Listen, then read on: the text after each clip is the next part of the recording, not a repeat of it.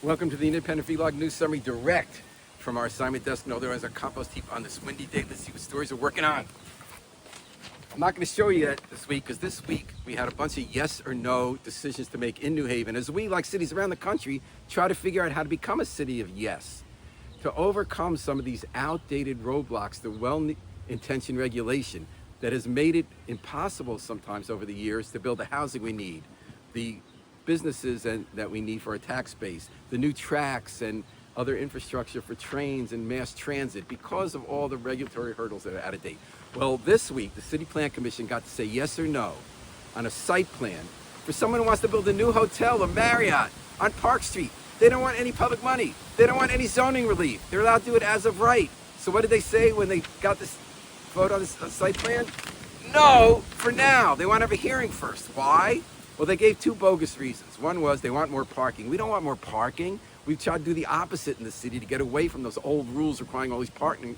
We want the pedestrian-friendly streets instead. Well, then they said, well, we want affordable housing there instead. Well, yes, we need affordable housing, but that's not what the money is for there. We have lots of other places we could build affordable housing if we can get the yes, like in West River, the old nursing home property. For 20 years, they tried to build hundreds of apartments. I think the real reason can be found in why in the past it took a while to get to yes for the Graduate Hotel and the Omni Hotel.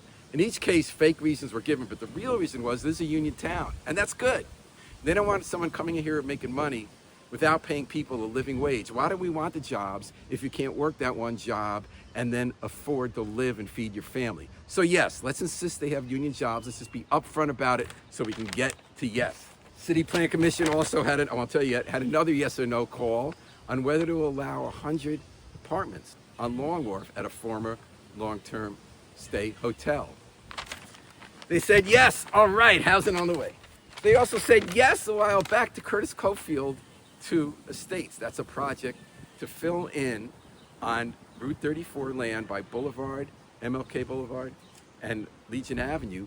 So acres that were torn down decades ago for urban renewal for a highway that was never built and destroyed a neighborhood. This week there was a ribbon cutting. It happened. 56 new townhouse apartments, all affordable.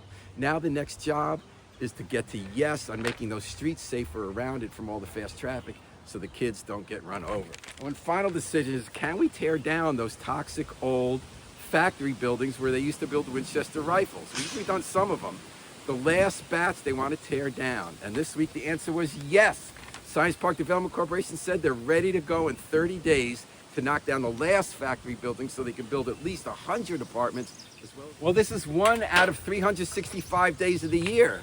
So that means you can count on politicians rushing to Wooster Street to eat a Beats, some pies, and grin for the camera. Today's the governor, Congresswoman DeLauro, the mayor, and other politicians, because it is a good occasion. It's the 100th anniversary of Pepe's Pizza, the Beats that started the whole phenomenon. And they're naming the corner after Frank and Philomena Pepe in their honor. Good job. But you know what? I have bad news for politicians. You're getting upstaged because a more important public figure recently went to Pepe's. His name is Sax Boy Billy, the Pittsburgh influencer.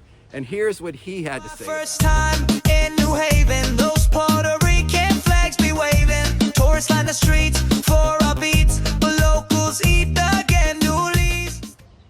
I can't say goodbye with showing you something else Sax Boy Billy noticed on his first visit to our city that I think captures our current state perhaps better than any other observer has. New Haven, CT, looks like Hogwarts, smells like weed. So until next time, we gotta roll.